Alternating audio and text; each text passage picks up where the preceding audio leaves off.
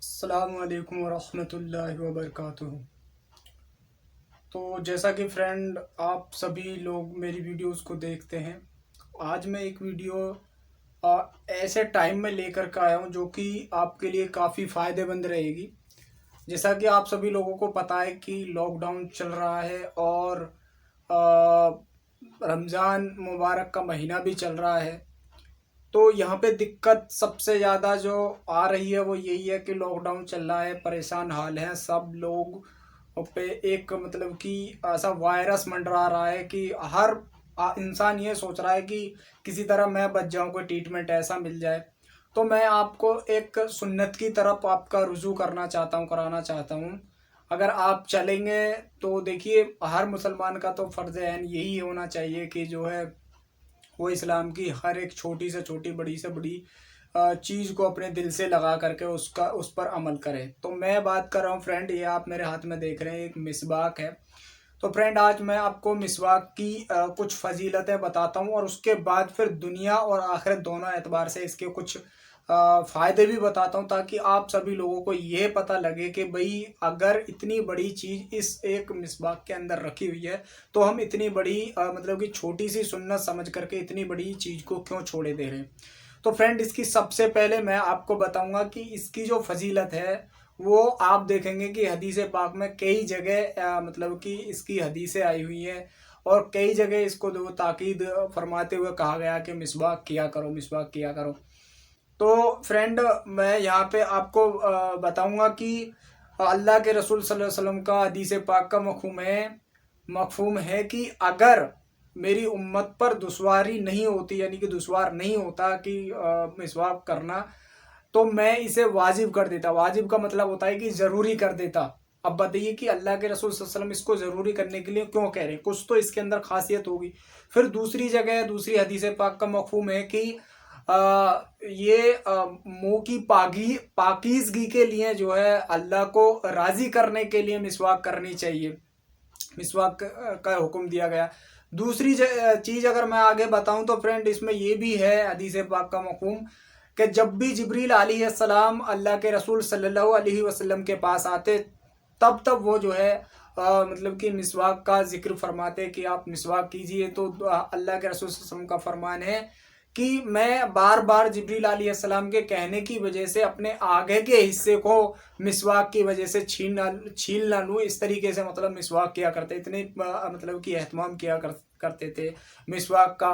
और किन किन मतलब कि आप ये लगा लीजिए कि इतना एहतमाम अल्लाह के रसूल सल्लल्लाहु अलैहि वसल्लम ने मिसवाक का किया, इतना जोर दिया है कि अगर दुश्वार नहीं होता तो मैं इसे वाजिब कर देता।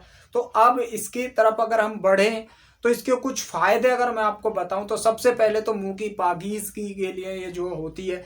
अब मैं अगर फ्रेंड बात करूं इसकी सुन्नत की, तो देखिए अगर फितने दौर में, जैसा कि आप सभी लोगों को पता है कि आज की डेट में दीन पर चलना बहुत ही ज़्यादा दुश्वार हो रहा है। तो फ्रेंड ऐसे दौर में एक सुन्नत को जिंदा करना यानी कि 100 शहीद का सवाब है। और एक शहीद का क्या सवाब है कि जब एक शहीद की बूंद रोए ज़मीन पर गिरती है तो उस रोए ज़मीन पर गिरने वाली एक बूंद कतरे की गिरने से पहले पहले उसकी मग़फ़िरत कर दी जाती है, यानी कि उसके तमाम अगले पिछले जो भी गुनाह होते हैं वो सब माफ़ कर दिए जाते हैं। तो बताइए कि 100 शहीदों का सवाब अगर एक सुन्नत को जिंदा करने में अगर हमें मिल रहा है तो क्यों ना हम करें। देखो फ्रेंड मैं बताऊंगा भाइयों कि अगर हमारी आंख जब दुनिया की बंद हो जाएंगी ना, चाहे हम जवान हो, हट्टा कट्टा पहलवान हो, कितनी ताकत पैसे माल दौलत वाले हो, लेकिन जब वक्त आता है ना तो वो कुछ नहीं देखता। वो जवान माल दौलत धनो दौलत सब चीज़ धरी रह जाती है। जब अल्लाह का हुक्म हो जाता है तो रूह का फरिश्ता लेकर के उसको चला जाता है। तो इस भ्रम में तो बिल्कुल मत रहिए कि भाई हम तो अट्टा कट्टा पहलवान है, हमारी मौत नहीं आएगी, या हम जो अभी नहीं जाएंगे बुढ़ापे में जाएंगे, तो इसमें तो बिल्कुल मत रहिए। आज की डेट में देखा जा रहा है कि हमने अपने कंधों पर जवान जवान मतलब कि मैयतों को जो कब्रिस्तान छोड़ा है, तो ये इस लंबे में बिल्कुल मत रहिए। तो फ्रेंड सुन्नतों का एहतमाम कीजिए। अब फ्रेंड बताता हूँ मैं कि इसकी जो सुन्नत हैं, यानी कि कौन कौन से वक्त पर सुन्नत है।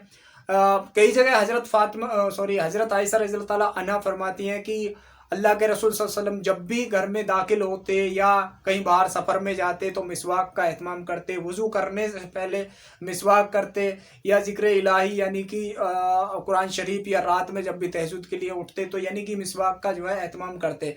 तो चलिए मैं बारी बारी से इसका जो है एक दो मैं जो है इसकी सुन्नत गिनवा देता हूँ कि किन किन वक्त पर अगर हम करेंगे तो ये हमारी सुन्नत में शुमार होंगी, और उस सुन्नत और इस सुन्नत को ज़िंदा करने पर हमें जो है 100 करके मतलब कि कितने काउंट होंगे ये तो अल्लाह ही बेहतर जानता है। और आप जानते हैं जितना आप आइडल लगा सकते हो उतना आपके बस में, बाकी तो हम लोगों के बस में ही नहीं है। तो अल्लाह बेहतर जानता है कि एक सुन्नत के दिल में रख करके सच्चे पक्के दिल से अगर सुन्नत को ज़िंदा करते हैं, उस पर अमल करते हैं तो अल्लाह ताला उसके बदले में क्या नेकी सवाब अजर देगा वो तो हमें आखिरत के दिन ही पता चलेगा। लेकिन दुनियावी एतबार से भी मैं आपको कुछ इसके फ़ायदे बताऊंगा। वीडियो थोड़ी लंबी हो सकती है लेकिन आपके फ़ायदे के लिए मैं आपको ज़रूर बताऊँगा, ताकि आप सभी लोगों को ये पता चले कि अल्लाह के रसूल और अल्लाह ने जो कुरान शरीफ उतारा है वो दुनिया की तमाम मखलूक की हिदायत के लिए यानी कि फ़ायदे के लिए, दुनियावी एतबार से भी और आखिरत के लिए कामयाबी के लिए भी। तो फ्रेंड सोने के बाद जब उठते हैं तो अगर हम उस पर टाइम पे मिसवाक करते हैं यानी कि वुजू करने से भी पहले, यानी कि सोकर उठे और हमने तुरंत मिसवाक कर ली, इसका अलग सवाब मिलेगा। अगर हम वुजू कर रहे हैं उस टाइम पे कर रहे हैं तो इसका एक हमें अलग सवाब मिलेगा। कुरान मजीद की अगर हम तिलावत करने के लिए उठ रहे हैं या पढ़ने की से पहले अगर हम मिसवाक कर रहे हैं तो इसका अलग से सवाब मिलेगा। हदीस पढ़ने के लिए अगर हम मिसवाक करते हैं तो इसका अलग से हमें सवाब मिलेगा। मुंह में बदबू हो जाने के वक्त अगर हम इस नियत से कर रहे हैं कि अल्लाह के रसूल सल्लल्लाहु अलैहि वसल्लम ने ये की है और ऐसे वक्त में अगर करेंगे इससे फ़ायदा होगा, तो इंशाल्लाह इससे ज़रूर फ़ायदा होगा। और दांतों के रंग को, यानी कि दांतों के अगर रंग की बात करें तो इससे जो है दांतों के रंग भी में भी आपको फ़र्क देखने को मिलेगा। नमाज के खड़े होने के वक्त, यानी कि अगर आप नमाज से पहले मिसवाक करते हैं, वही बात आ जाती है कि आप वज़ू करते हैं और वज़ू नमाज के लिए पढ़ते हैं तो उसमें भी अगर आप मतलब कि मिसवाक का एहतमाम करते हैं तो इसका अलग से सवाब मिलेगा।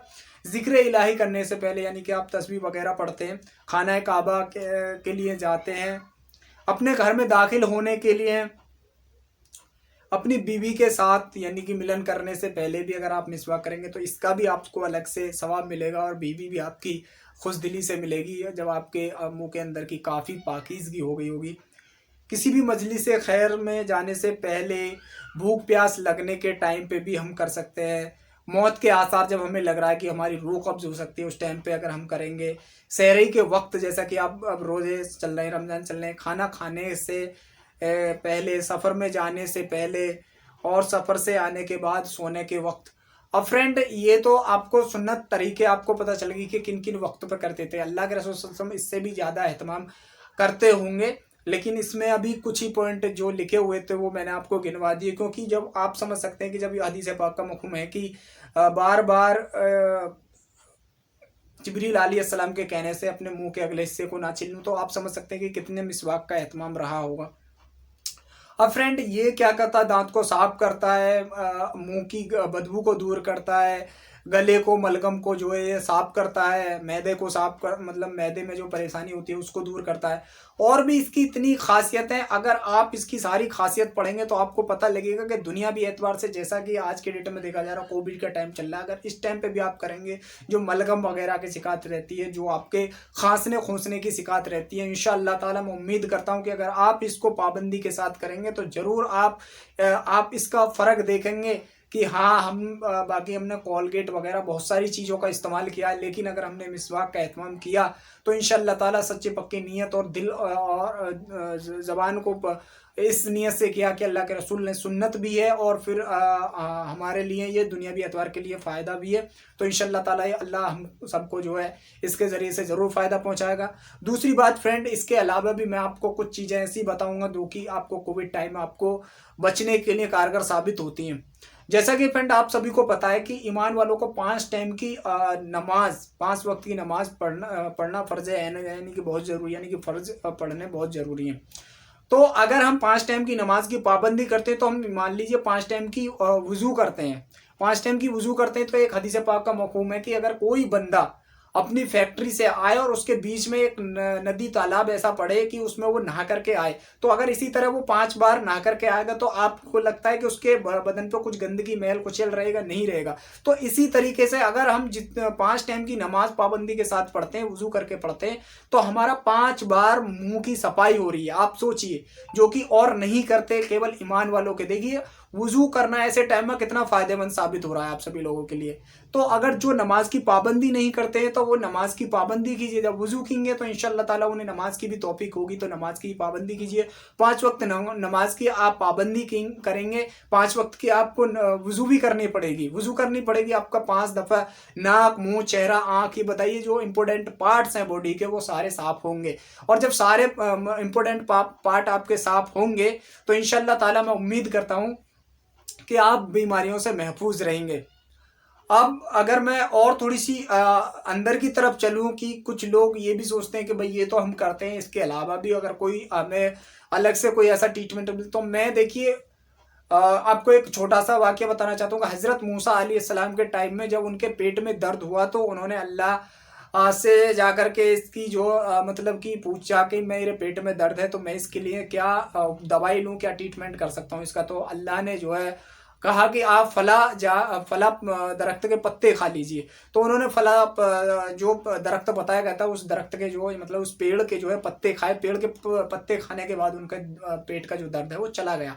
कुछ दिन बाद फिर से उनके इसी तरीके से पेट में दर्द हुआ, लेकिन इस बार क्या हुआ कि उन्होंने अल्लाह से जो ना उसका सवाल किया, ना उससे पूछा, ना उससे अल्लाह से जो उसकी कोई राह मशवरा की, और जाकर के उसी पेड़ के पत्ते जाकर के उन्होंने खाए।